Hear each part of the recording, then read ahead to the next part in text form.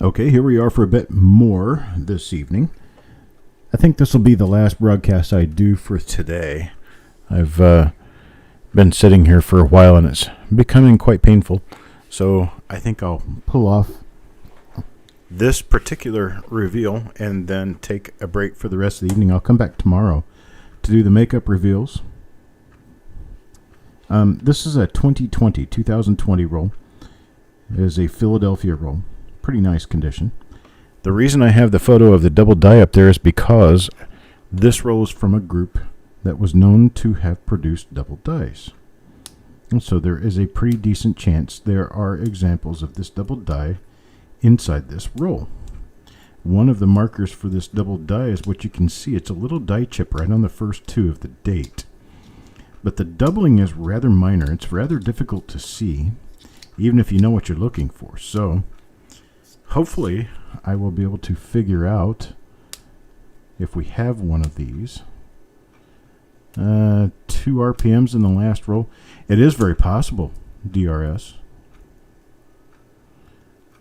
Will, you come to the Tuesday night auctions, and we sell spots in these rolls at the Tuesday night auctions. And that's generally the only place I offer them, because I don't do very many of them, and more people come to the Tuesday night auction than any other event I have. So it gives more people the opportunity to get involved. But it's at the Tuesday night auctions. Alright, here we go. Coin number 1 will go to Mr. Worley. And here we go. The first 2020... Oops. That coin number 2 back in there. The first 2020 roll that we've done in quite a while. I actually did a 2020 roll back in 2020 when the coins first came out. Oops. Let me get this out of the way. There we go. And let me gear this so that it will be better visible, because it's too bright.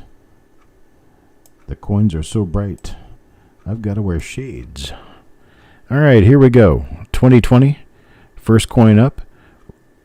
We've got a couple of different double die obverses to look for. They're rather minor. And we have one known double die reverse. We could possibly find an additional double die reverse. Who knows? 2020 is so recent, we really have no idea exactly what to expect out of these, so there could be just about anything in these. And that's coin number 1. Turned out to be a normal coin. Now for number 2. Coin number 2 goes to Yo Man. And there is Yo Man. And coin number 2. Appears the date area is normal.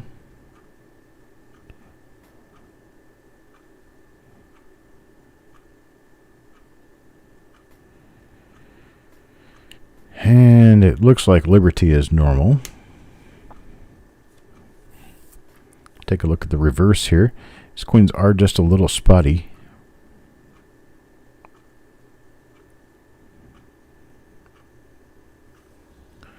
And nothing there, so we move on now to coin number 3. This one to Farm Dog.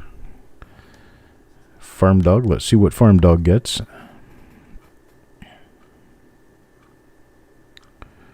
Normal date.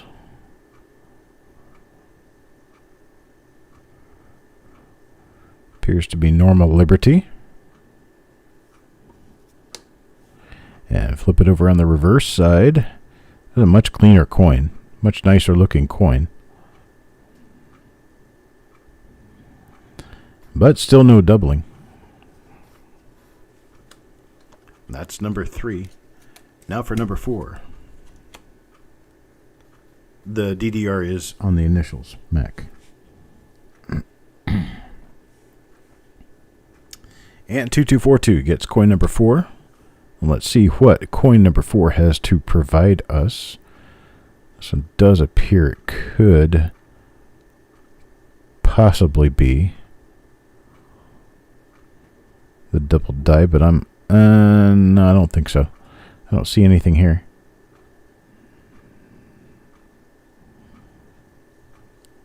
Sherman.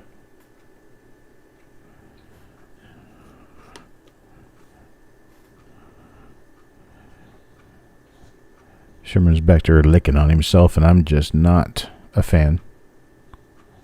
It bothers me. So I make him stop.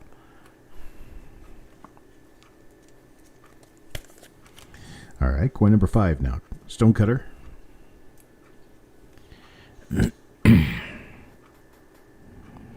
Stonecutter, coin number 5. Appears normal. I'll reverse real quick.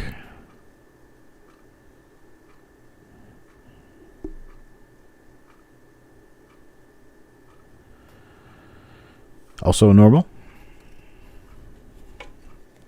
Now number 6. You guys might be wondering what I'm looking for in the incuse lettering on the reverse. The In God We Trust is actually a pretty decent place to pick up doubling on the shield sense. Reason for that is because the area around In God We Trust, the letters will be thinner than normal. It's the effect of the reverse psychology of incuse lettering. They'll be thinner and the wall edges of the lettering will be warped, bent. I don't really know how better to explain it. It's almost like if you take mud and you take a stick and you draw a line in the mud and then it starts to kind of blur itself out. You can still see the line, but it doesn't look normal. That's kind of what I'm talking about. Get the reverse of this one first. Doesn't really matter. We're going to see every coin in the roll. Now these little die chips, like this right here, these are very, very common on Shield Sense. Very common on Shield Sense. You'll see them very commonly. That's why they're very common. How ridiculous can I sound? Oh, Chuck.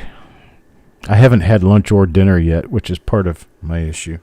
I didn't feel like eating lunch, and I haven't had dinner yet because I've been up here enjoying my time with you guys.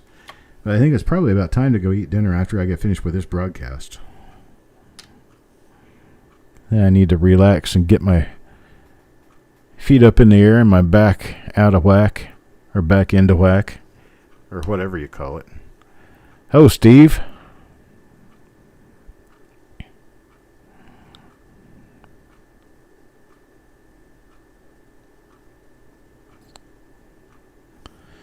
All right. Nothing on that one either. We're up to coin number 9 now. Coin number 9, and we haven't found anything yet. So here's Frank. See what we got for Frank. There is, I guess, perhaps some possibility that I could be missing the double die we were looking at because it's so minor. It's very difficult to see. It kind of makes me wonder why I list it, but I'll definitely want to see one of those in person to figure out what I'm looking at. I am feeling somewhat better, Steve.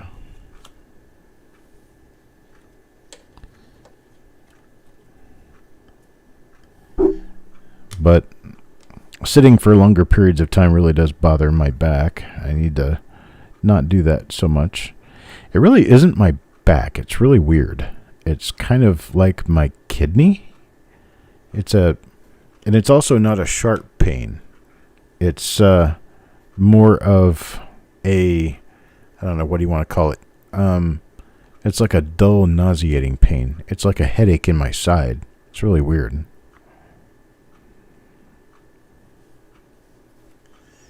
All right, that one was Farm Dog. I haven't found anything yet here. There's for Eric Bayer, and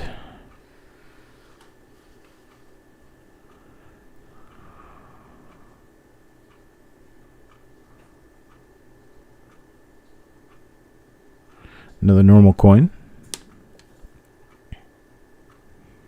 Looking at the reverse now. These little spots are very, very common on shield coins.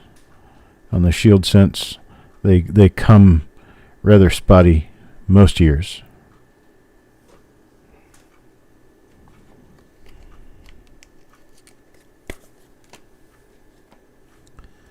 Number 12, Mr. Worley.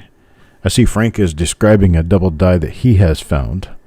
There are a number of different double dies in the shield sense. You just have to kind of get lucky and get the right rolls. I was informed that this roll probably had double dies, but I haven't found anything yet.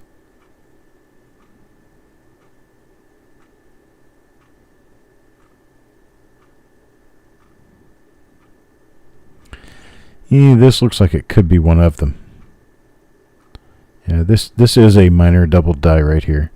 You can see that there is a stretch in the split of the 2. And then this part of the 2 looks like it's been stretched down, and you have an overlap right here. Then you do the same thing with the 0. You have kind of an overlap and a little bit of stretching. I'll keep this one out for our illustrious die variety guru, Eric, to take a good look at, but I think it could be a very minor double die obverse.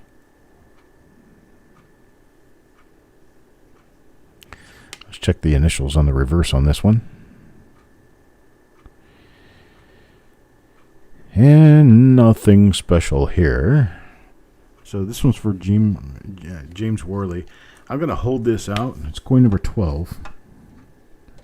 And if it happens to be a double die, Eric will figure it out for sure. There's another normal 2020. See this, you don't see that stretching in the 2 right here that you did on the previous coin.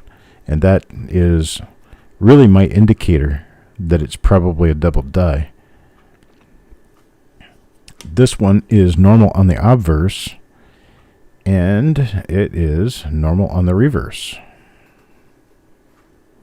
That's for John Brandon Bow. Now coin number 14, Donna Mac.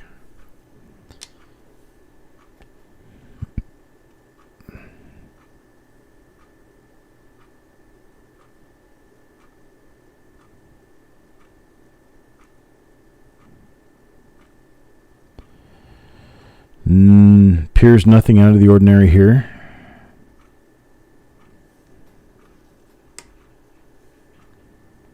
Take a look at the reverse real quick. I'll go through half the roll looking at the reverses. We're going to run into the same dies in the second half of the roll, so it won't really make any difference.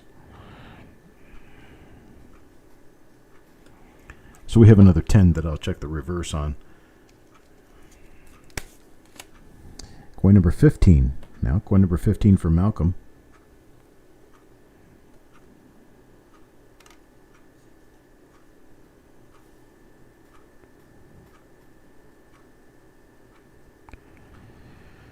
And this one's normal on the obverse. Let's check the reverse real quick. And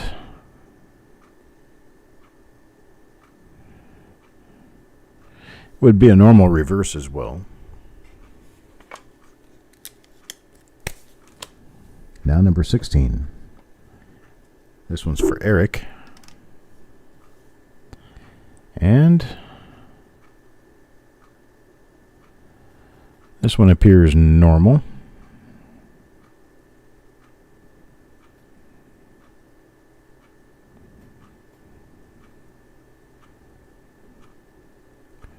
Normal obverse.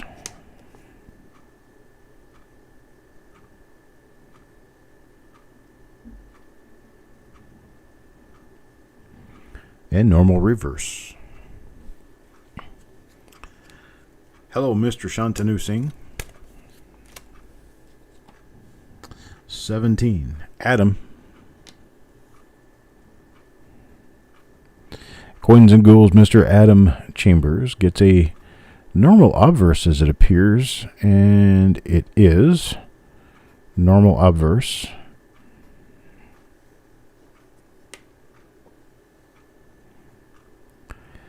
And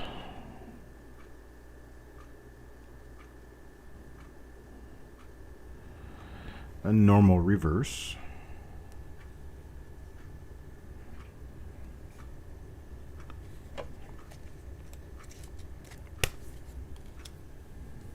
Here's number 18. Psychedelic rub.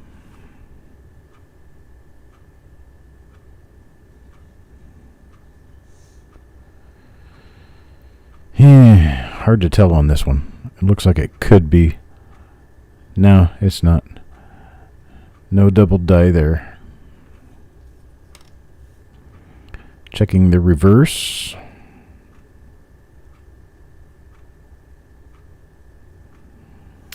Nothing there. Coin number 19 now. We'll go with the reverses up to 25. After 25, we'll stop on the reverse and only look at the obverses. It's another normal one.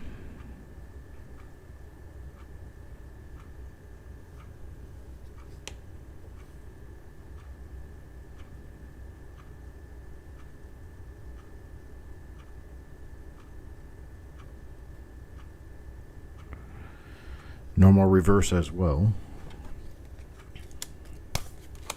Now number 20. Psychedelic Rob again.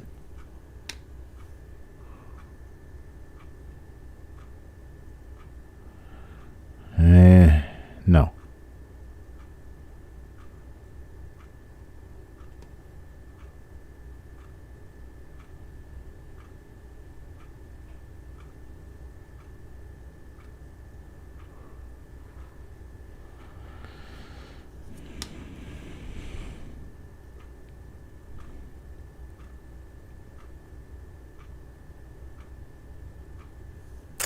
Nothing there. Coin 21. Mr. McBride. There's one of them. It's pretty minor, but it is there. Not really easy to see.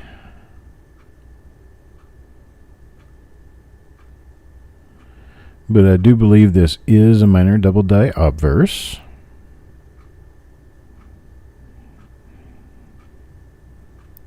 That's with that extra stretch that you see right here. It's not a squared off point, but it's an extra stretch. Then you have some overlapping up here. And just a little bit of what appears to be separation along the other digits. So we'll call this one a possible.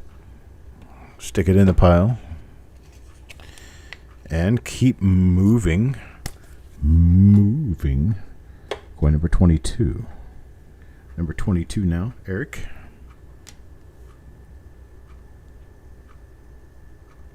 That's another one. Same die. Becoming a little more visible to me is especially this little die scratch on the top of the 0. And then these little die scratches inside the 2 here.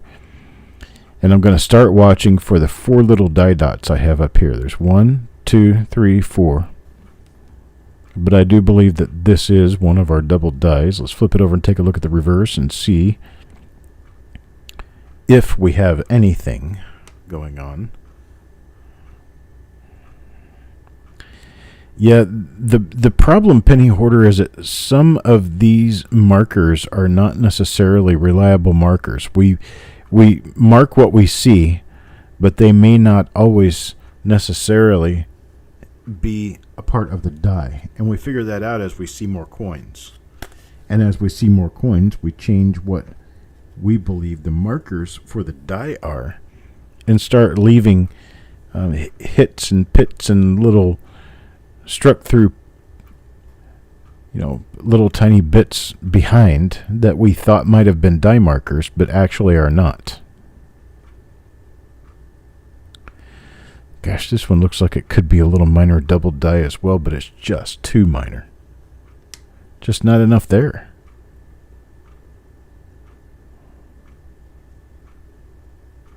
Nothing on the reverse.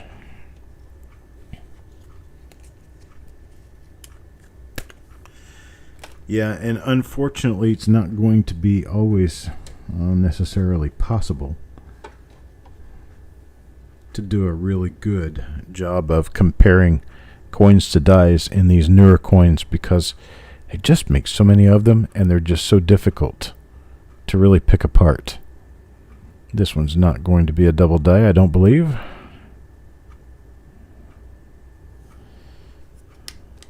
Flip it over and take a look at the other side. We have one more coin to do that with after this one.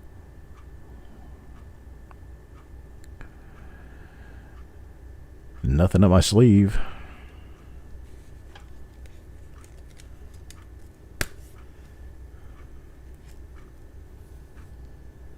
Let's see, coin number 25 now, Paul Hampton.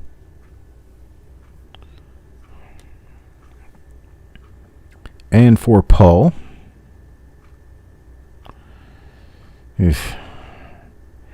I'm having a hard time. This one is one of the same die again. We see the die dots that I thought I saw before are not there on this one, so that was actually to the coin, not to the die. See, because there's nothing up here on this one.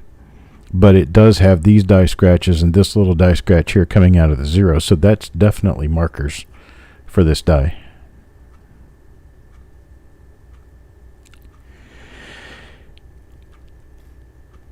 And there could be other things that we see that'll turn into being markers for the die. You have to watch the difference between markers for the die, markers for the design that are going to be in the hub, and actual hits and pickles on the coins themselves. So it can be difficult. It really can be, especially with these newer coins. These newer coins, I am not gonna steer you wrong on this. These newer coins are actually very difficult to search and find goodies in, because, well, they're just so far spread, and many of them are so minor. They're just they're kind of difficult to identify. Now, there's a number of them that are very nice and very easy to identify, but man, those don't come along all the time. Not simple. It's coin number 27 now. Coin number 27 for Farm Dog. That's where we stop looking at the reverse side and just keep our focus on the obverse. I see nothing on this one.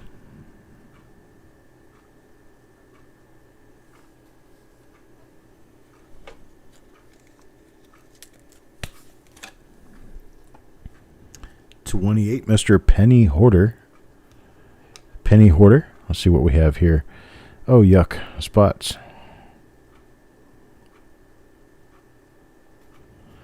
I guess we can expect that once in a while.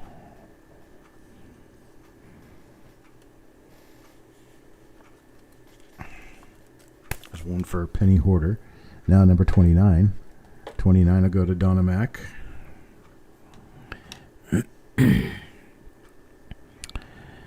And for Donna Mac, unfortunately, we pull another normal coin.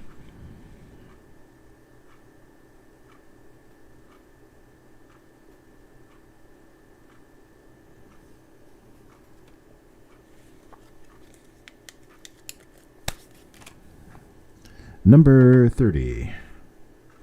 Paul Hampton. Paul? Another normal 19, or 19, nope, not 19, 20, 20, 20. Lincoln cent.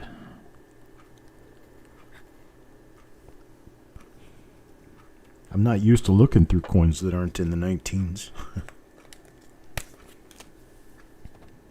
It's number 31, Frank.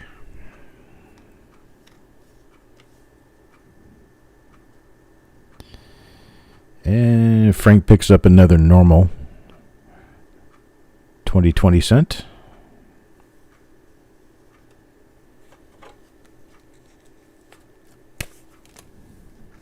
$32, John Brandonbow. Larry Koff with a mouthful of chocolate. Something like that. I'll tell you what. These coins are commonly more spotted than they're not. You see all these little stripes on there? All these little stripes. Those are all planchet stripes.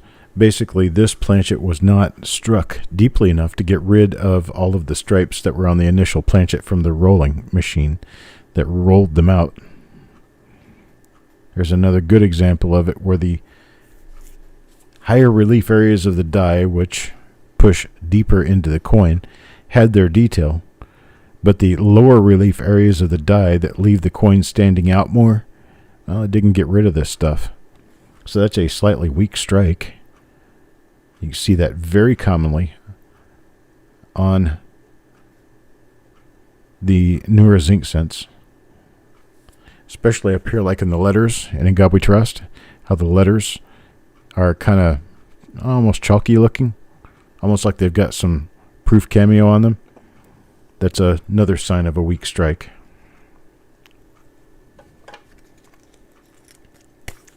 That's for John Brandon Bow. Now number 33. 33 from Mike Birchman. Mike gets... yeah, it's going to be another normal one.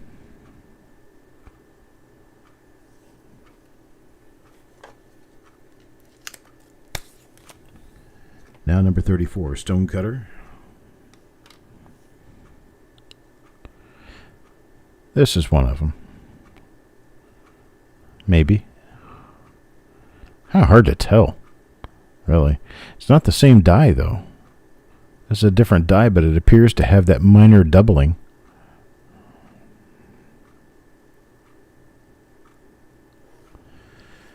I'll set it off to the side. I don't know, Eric. I'm having a hard time. The die number 2, as it's listed on the website, and it's Wexler WDDO2. I'm having a hard time pulling the attributes off of it, and I found what appear to be a couple of different really minor double die obverses in these 2020s, but it's really difficult to pull anything that I can tell for sure is one thing or another. Hey, just said what you looking for, bro? Your book. Mine? I think it's that one. Okay. All good.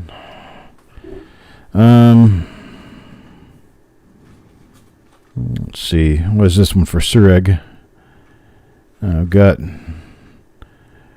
nothing here, I don't think. Steve, you have a good evening, sir. And I will see you next time. Be sure you're at the auction tomorrow so you get a chance to get in on some of these rolls.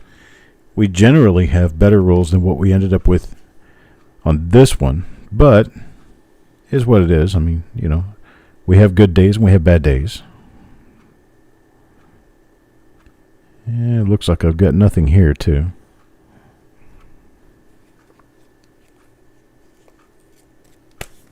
Eric's going to go through them all again. He's better at spotting them, the really minor ones on these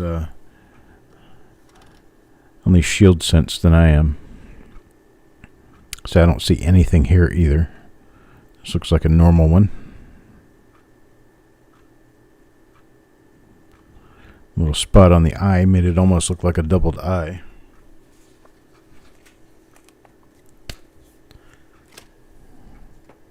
And number 39 for Frank. And I'm seeing nothing there.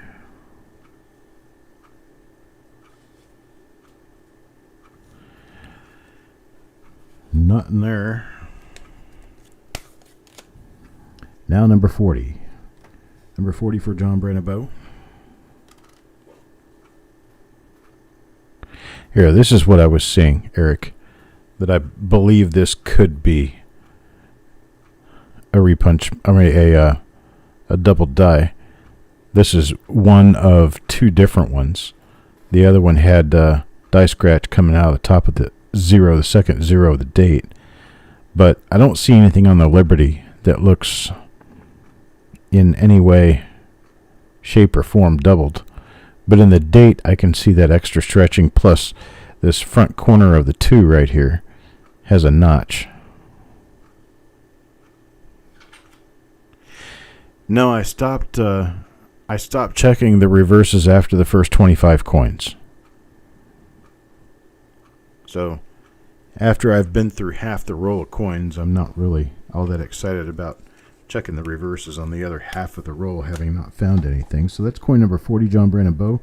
It's going to go in our stack of double dies, and I'm going to keep looking. And this one appears normal, and this one's for Paul Hampton.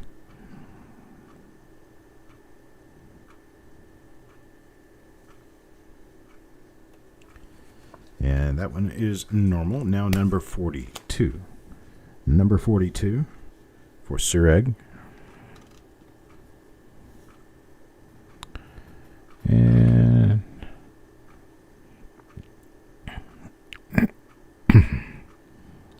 nothing going on here either. Another normal one.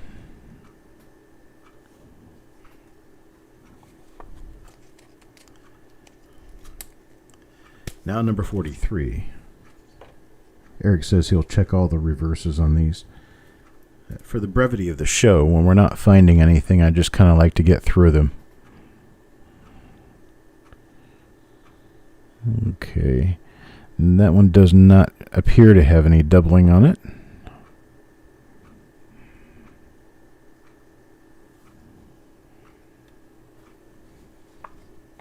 Matt knows his shield sense. Good. He can stop me when he sees something. Yo Man. Yo Man up next. This one. It appears it could be another really minor double die. But boy, it's really hard to tell.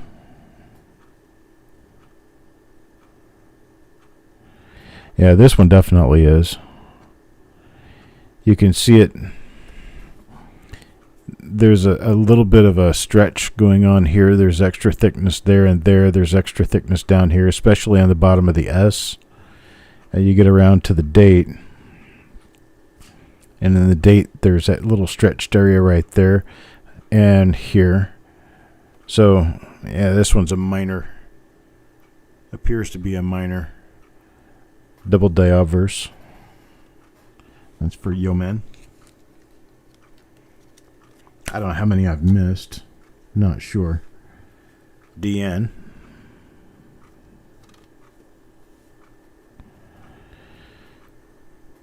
That one appears normal.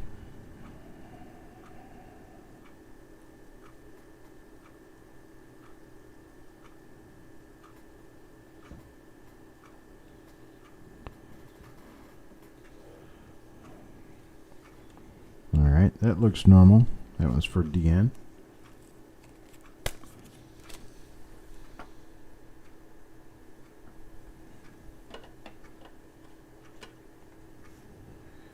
And here's one for Ant. Number 46. Number 46 for Ant. Appears normal.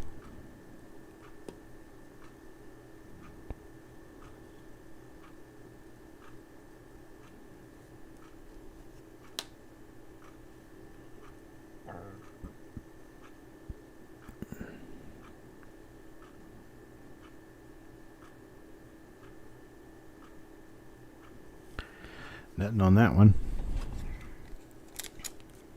47. Number 47 goes to Penny Hoarder. Penny Hoarder gets. Appears to be another normal one.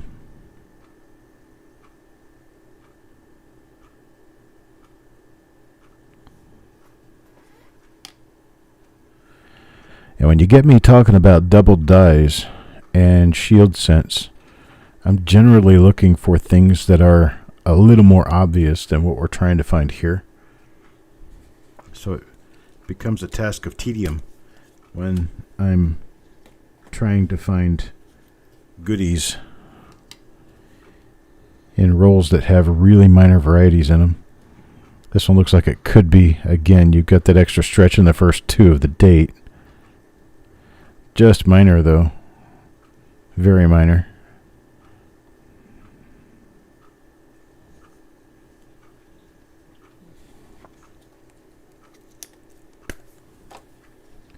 Now number 49. Stonecutter. Number 49.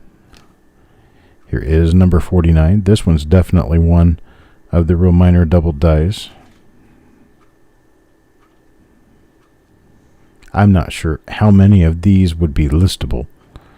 So we're just going to kind of pull them out to the side and do a what if on them.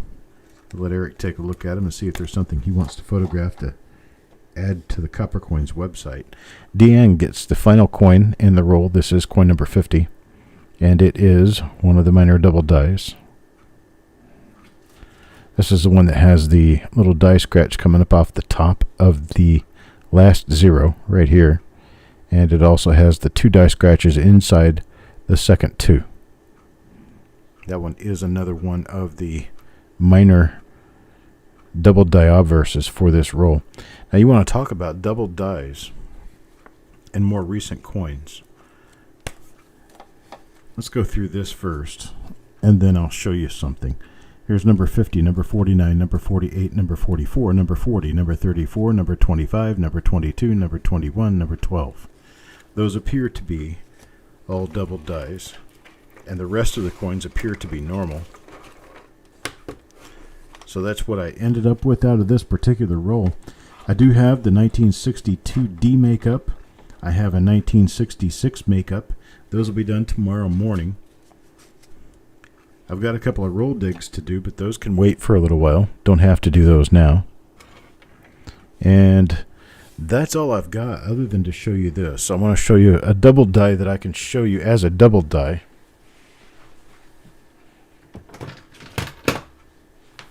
I believe they're in this tube right here. No, maybe not. So they're not in this tube. Where are they? No, these are older memorial cents.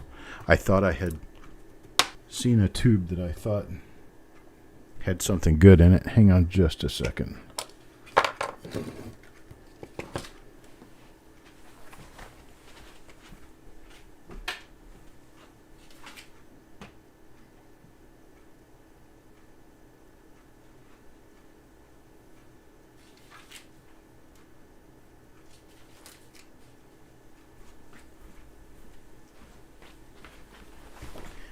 Well, never mind.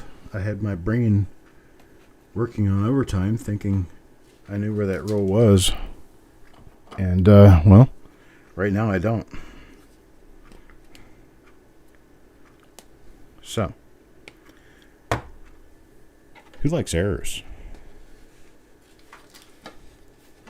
Yeah, that one belonged to Shannon McCord. Check this out.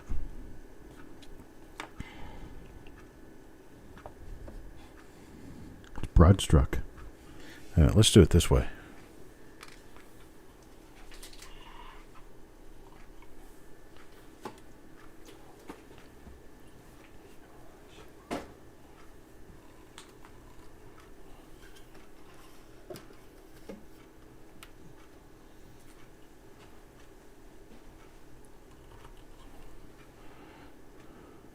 There we go. Broad struck. How you like that? This is the year 2000 broad struck. Let's see if it's a wide AM or a close AM. What's the close AM? So the A and the M pretty much touch each other in America. And then the A in States is moved over toward the right just a little bit. It's not centered perfectly. Oh, that's a good sign that you've got a normal coin.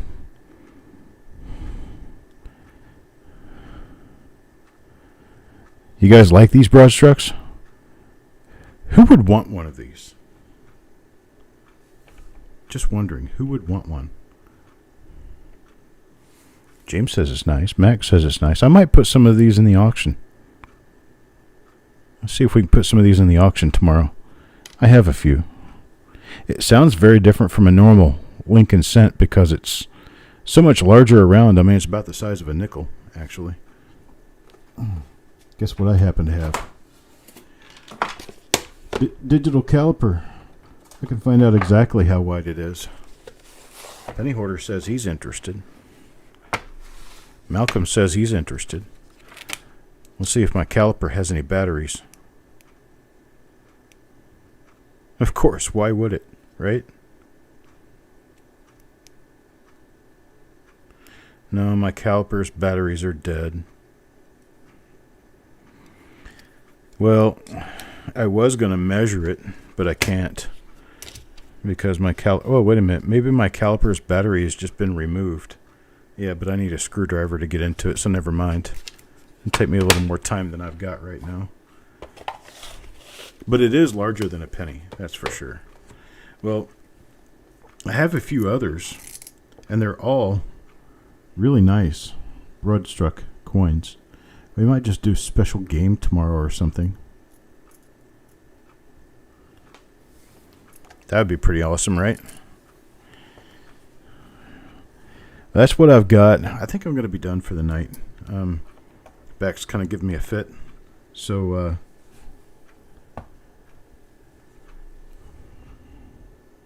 right, exactly, Matt. That's exactly what it is. My caliper works when I don't need it to. It only doesn't work when I need it to.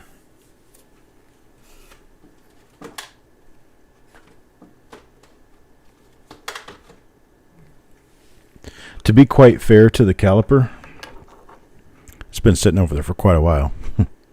So I think I took the batteries out of it. But anyhow, I appreciate it, folks. Thank you guys for stopping by, and thank you for being a part of my evening. And I will be back tomorrow with a few roll digs and makeup reveals and an auction. There's actually going to be an auction tomorrow evening.